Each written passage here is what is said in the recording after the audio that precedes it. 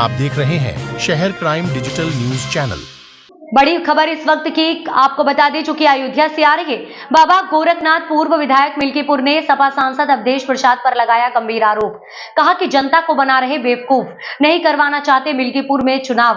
बोले एक दिन पूर्व उन्होंने जब अपनी याचिका उठाने के लिए हाईकोर्ट में किए गए तो सपा की तरफ से 1 दर्जन अधिवक्ता पेश होकर विरोध कर अगली डेट लगवा दिया है। जबकि सांसद अवधेश प्रसाद क्षेत्र में झूठ बोलते हैं कि भाजपा चुनाव नहीं चाहती। बोले कि अगर मैं चुनाव नहीं चाहता तो कोर्ट से अर्जी उठाने के लिए क्यों जाता। बोले सपा को मालूम है कि वह उपचुनाव हार जाएगी, ऐसे में वह साथ में चुनाव नहीं करवाना चाहती है। बाबा बोले कि आखिर कारण क्या है कि सपा मिल्कीपुर में चुनाव नहीं चाहती। जनता फैसला करे कि भाजपा नहीं चाहती चुनाव या सपा नहीं चाहती है। आयोग ने उत्तर प्रदेश की 10 सीटों की तिथियां घोषित की। तुरंत हमको बधाइयां आना शुरू हो गई, क्योंकि हम लोग मिल्कीपुर में चुनाव प्रचार कर रहे थे। आदरणीय जेपीएस राठौर जी का एक बड़ा कार्यक्रम मिल्कीपुर चौराहे पे पंप पे कर रहे थे। तब तक अगले 10 मिनट में फिर एक फोन आता है कि यार मिल्कीपुर तो है ही नहीं। अब तो मेरे पैरों तले जमीन खिसक गई, ये क्या हो गया। पता किया, वहां से हम चले, तब पता चला कि मेरे और मेरे एक और प्रत्याशी थे शिवमूर्ति जी, दोनों के जो याचिका दायर है अवधेश जी के खिलाफ, उसके चलते मिल्कीपुर का चुनाव रोका गया। अब चूंकि उस समय हम लोगों ने जब 22 के चुनाव में जब हम लोगों ने चुनाव देखा कि जिस कागज पे माननीय अवधेश जी विधायक हुए हैं उसके नोटरी कर्ता का लाइसेंस 10 वर्ष पूर्व समाप्त हो गया था। ऐसा नहीं कि मेरा विषय कमजोर था। उसी तरीके के विषय में आदरणीय अनूप गुप्ता जी एमएलसी बने, उसमें बहस हुई, वो बन गए थे। चूंकि वो मामला आयोग पे था, आयोग ने तुरंत उसको फैसला दिया।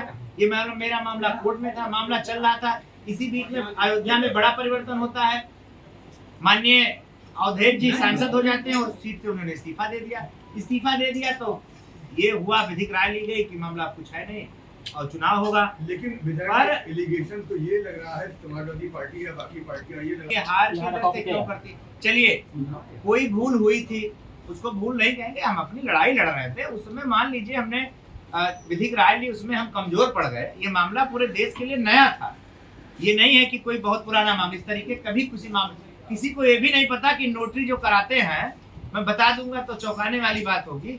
विधायकगण अपना नोटरी चेक कर ले अभी और पता करेंगे तो मुझे लगता है सैकड़ों विधायकों की नोटरी इसी तरीके से गड़बड़ होगी।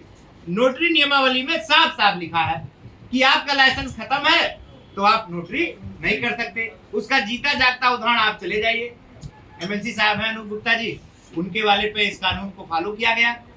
अब मान लीजिए जैसे मुझे पता चला, मुझे अगर चुनाव नहीं चाहिए था, दर्द ना होता तो मैं हाईकोर्ट जाता। क्यों? मैं आता आपके सामने, कहता नहीं मैं सजा दिलाऊंगा, वो गलत है, मैं झुआ भर की बात करता। अमर उजाला ने इसको छापा भी, अमर उजाला ने बताया कि ये जब आपको पता लगा फिर आपने तो रात कागज बना मुझे और सुबह उठते ही हम लोग सीधे कोर्ट के सामने पहुंचे और हमने याचिका वापस लेने का निवेदन किया। कोर्ट ने सुना भी, तत्काल अगले दिन का डेट लग गई। सब कुछ ठीक चल रहा था। कल जैसे मेरा नंबर आया तकरीबन 1:30 बजे करीब, तैसे मेरे अधिवक्ता गए, तैसे मैंने देखा दूसरे टेबल पे दर्जनों वकील खड़े हो गए इस बात की बहस करने के लिए कि याचिका ऐसे कैसे आप वापस ले लेंगे। तो बहस हुई कि भाई आपके क्लाइंट ने तो इस्तीफा दे दिया, शून्य हो गई, अब हम वापस ले रहे हैं, इसमें लड़ाई किस बात की। जज साहब ने पूछा भी कि ठीक है, इसमें आप अवधेश जी के वकील थे, आप बहस कर सकते हैं। हमारे वकीलों, हमारे अधिवक्ताओं ने उनको टोका कि आप किस आधार से यहाँ आए। तो उन्होंने कहा कि भाई किस आधार से आए, हम माननीय अवधेश प्रसाद जी के वकील हैं, हमारा वकालतनामा लगा है। तो कहे दूसरे में, तो कहे ये लीजिए दूसरे का लीजिए। हम दोनों में आज अफेयर हो रहे हैं।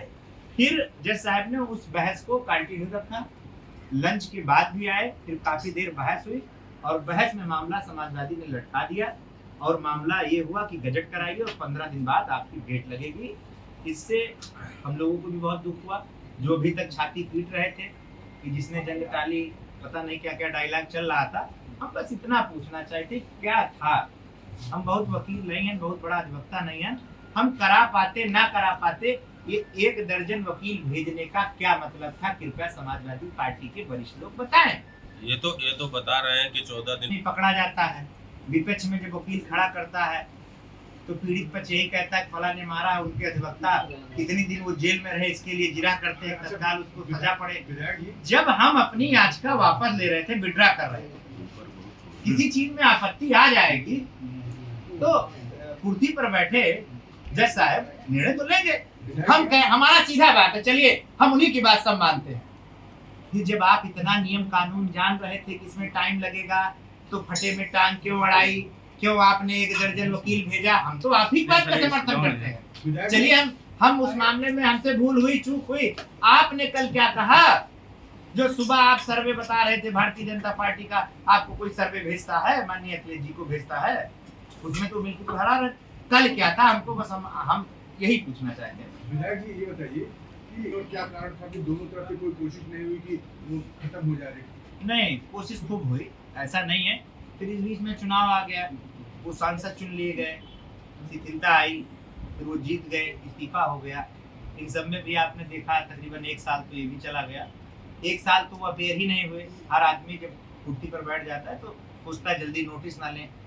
मुकदमा चलाने के लिए आप अकेले निर्णय नहीं ले सकते।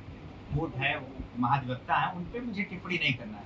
देखिए मुझे अपना विषय, क्या जो भी कोर्ट की शरण में जाते हैं 2 पक्ष, क्या दोनों को न्याय मिलता है? न्याय तो किसी एक को मिलता है, वो भी गुण दोष के, और जो भारतीय संविधान उसके तहत दिया जाता है। तो ये कहना कि प्रयास नहीं हुआ, सब प्रयास हो रहा था, सब कुछ हो रहा था, ऐसा नहीं है। अब चूंकि अब नई बात आ गई है, हमारा केवल एक ही चीज है, आप लोगों से बात करने का एक ही पीड़ा है। चलिए ठीक है, हम करा पाते ना करा पाते, आप लोगों को सारी जानकारी थी।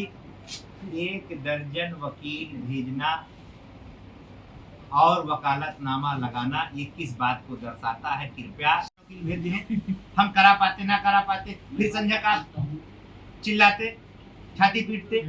ये कहीं न कहीं से समाजवादी पार्टी डर गई है, और खासकर बाबा गोरखनाथ से बहुत डरी। भाजपा डरी हुई है, चुनाव नहीं कराना चाहिए। नहीं भैया, हम तो फिर वही बात कर रहे हैं, डरे होते थे हम इतना प्रयास करते। एक एलिगेशन और विपक्षी पार्टी के प्रवक्ता लगा रहे हैं कि अभी डील हम ऑन कैमरा आप तो कह रहे हैं, हम भारतीय जनता पार्टी के कार्यकर्ता हैं।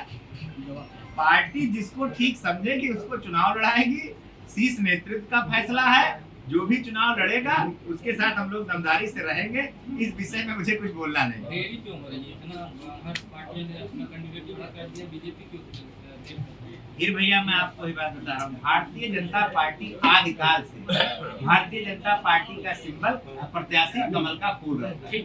कभी भी आचार संहिता लगने के बाद ही हमारे यहाँ टिकट देने की परंपरा है, ये कोई नई परंपरा नहीं है। और इस परंपरा को अब लमसम कई पार्टियां निभा रही हैं। समाजवादी भी इस परंपरा को निभा रही है कि पत्ता कौन खोले, हम खोलें, वो खोलें, पर हमारे में आज नहीं, आदिकाल से यही परंपरा है।